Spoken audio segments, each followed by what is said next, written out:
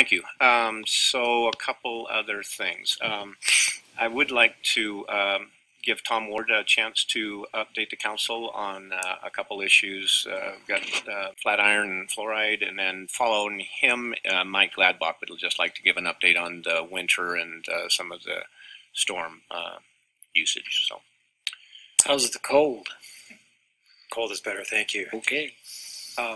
So council members, if you hadn't read, I sent you a copy of a correspondence we sent to about, hand distributed to about 100 homes just south of Larkin Cemetery, kind of a 1-2 block area that had a high dosage of fluoride. So you may recall that there was a referendum over a decade ago here in Salt Lake County, and we're required to provide fluoride at an ideal range for dental health.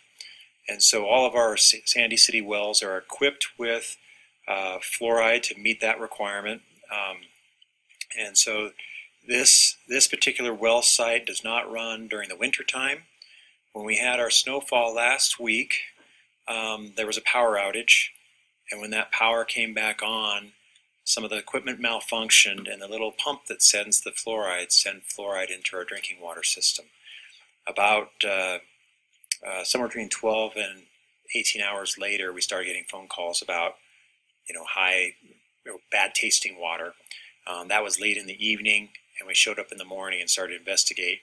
Quickly found out that it was fluoride and identified the source. Isolated the system, went to all the neighbors, told them to, we flushed out our system and then told them to flush out their systems for 30 minutes. We've been working with the county health department and the Division of Drinking Water to make sure that we're meeting their code requirements. We've been communicating with the neighbors that were affected.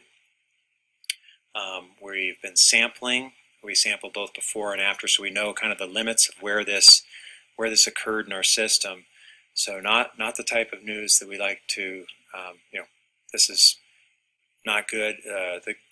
The symptoms of high fluoride doses for a very short time period, it's a gastrointestinal problem. So most people have nausea right away, and so those were the sorts of reports we were getting.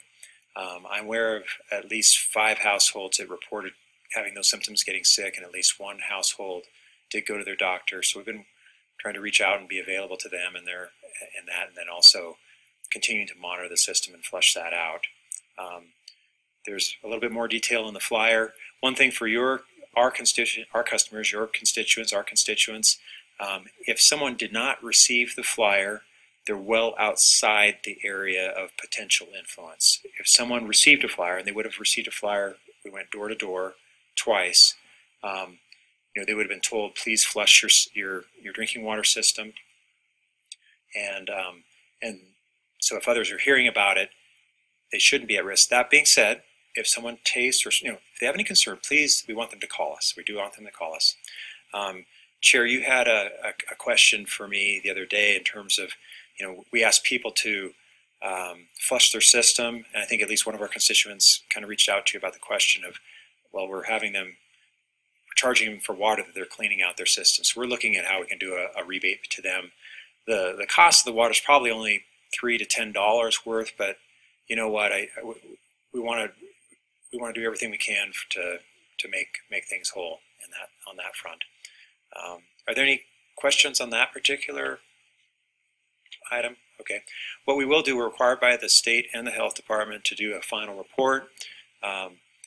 We think we have an idea of not only the problem, but we've come up with actually several remedies to improve things on that front that are required above and beyond what's required by the state code. So we'll come back with a report on that. Shifting gears, you may recall that we built a brand new drinking water tank at Flatiron Park.